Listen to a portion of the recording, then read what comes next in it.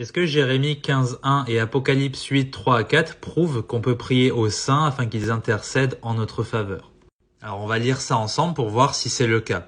Et l'Éternel me dit, quand Moïse et Samuel se tiendraient devant moi, mon âme n'en serait point inclinée vers ce peuple, chasse-le de devant ma face et qu'il s'en aille. Alors ça ne prouve absolument rien, hors contexte, 0 sur 20. C'est quoi le contexte? Eh bien, on a un peuple excessivement rebelle. C'est pour ça que Dieu est en train de dire, chasse-moi ce peuple de devant ma face. Même si tu faisais venir Moïse et Samuel, qui sont des hommes justes, très justes d'après les Écritures, je ne les écouterai pas. À chaque fois dans le contexte, vous verrez qu'on est sur terre à chaque fois.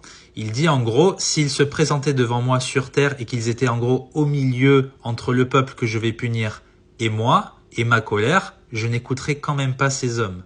Pareil pour Moïse, à chaque fois qu'il intercédait pour le peuple, il était sur terre, il n'était pas dans les cieux. On a 0 exemple dans la Bible d'un saint qui puisse déjà être omnipotent, omniscient et voir ce qui se passe sur terre et intercéder pour nous. 0 verset. Maintenant, lisons Apocalypse chapitre 8. Et il vit un autre ange qui se tint près de l'autel ayant un encensoir d'or et on lui donna beaucoup d'encens pour l'offrir avec la prière de tous les saints sur l'autel d'or qui était devant le trône. Et la fumée de l'encens qui vint avec les prières des saints monta de la main de l'ange devant Dieu. Deuxième erreur des catholiques et des orthodoxes, c'est de penser qu'un saint, c'est par exemple Moïse, Samuel, David, Abraham, Jacques, Paul, Pierre, etc. Ce n'est pas seulement ces personnes ou ceux qui sont présentés en Hébreux chapitre 11. Les saints, ce sont les enfants de Dieu de manière générale. Lisez la Bible de Genèse à Apocalypse et vous verrez que c'est le cas. Un enfant de Dieu, un élu, quelqu'un qui est né de nouveau et un saint. Donc là, il est question de récolter toutes les prières des saints de l'histoire qui vont être présentées devant Dieu. C'est pas les prières de Moïse, Samuel, Jacques, Pierre, etc.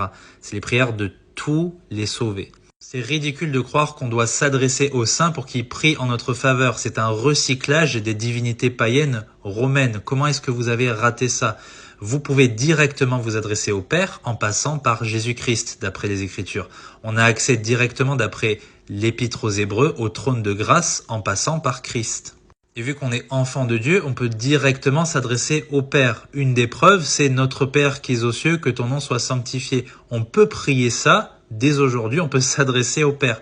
Pas besoin des saints. Les saints n'entendent rien. Ils sont en présence de Dieu, ils sont vivants certes, mais ils n'intercèdent pas du tout en notre faveur. C'est à Dieu de faire ce boulot parce que lui seul, il est omniprésent, omnipotent et omniscient. C'est le seul qui peut répondre à toutes les prières en même temps. La dimension de l'éternité le concerne lui seul et pas les saints. Réfléchissez à tout ça. Que Dieu vous bénisse.